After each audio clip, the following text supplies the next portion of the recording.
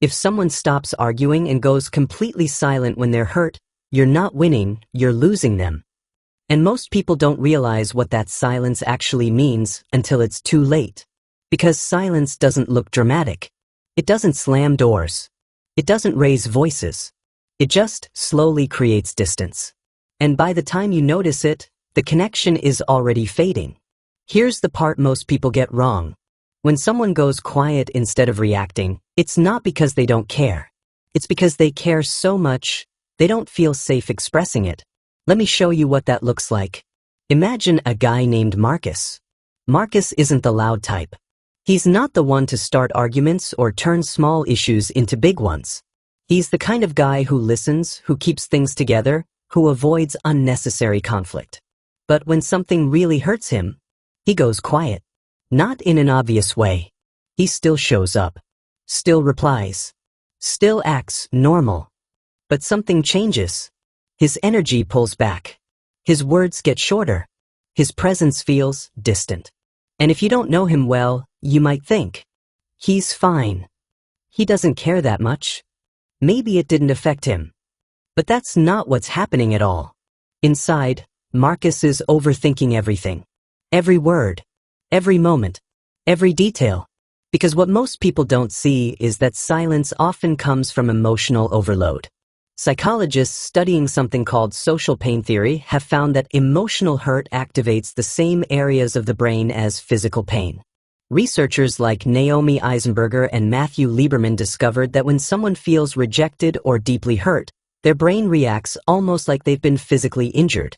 So when Marcus goes quiet, it's not because nothing happened. It's because something hit him harder than he knows how to express. And here's where it goes deeper. Marcus didn't learn this behavior overnight. For a lot of people like him, this pattern starts early. According to attachment theory, developed by John Bowlby, the way we handle emotions is shaped in childhood. If Marcus grew up in an environment where expressing feelings led to being dismissed, judged, or ignored, he learned something very simple. Keep it in. Don't react. Stay quiet. Because speaking up didn't feel safe. So over time, silence became his way of protecting himself. And it worked. Until it didn't. Because while silence can protect you from conflict, it also blocks connection. Now here's something else most people don't understand. People who avoid conflict aren't less emotional. In many cases, they feel things more deeply. Research in social psychology shows that suppressing emotions doesn't make them disappear. It actually increases stress internally. So while Marcus looks calm on the outside, inside he's dealing with everything at once. Trying not to overreact. Trying not to say the wrong thing. Trying to convince himself it doesn't matter. But it does. And then there's something called emotional flooding, a concept explored by relationship expert John Gottman. This is when emotions become so intense that your brain basically shuts down your ability to communicate clearly. Your heart rate rises. Your thoughts get scrambled. And talking feels impossible. So what does Marcus do in that moment? He goes quiet. Not to punish anyone. Not to manipulate the situation. But because his mind and body are overwhelmed. And here's where misunderstandings begin. Because from the outside, silence looks like distance. It looks like disinterest. It looks like someone pulling away on purpose. But for Marcus, it's the opposite. It's him trying to stay in control. It's him trying not to say something he might regret. It's him trying to process emotions he doesn't fully understand yet. But if that silence continues, it starts to create real distance. Because when nothing is said, everything gets assumed. You might think he's moved on, while he's still stuck on what happened.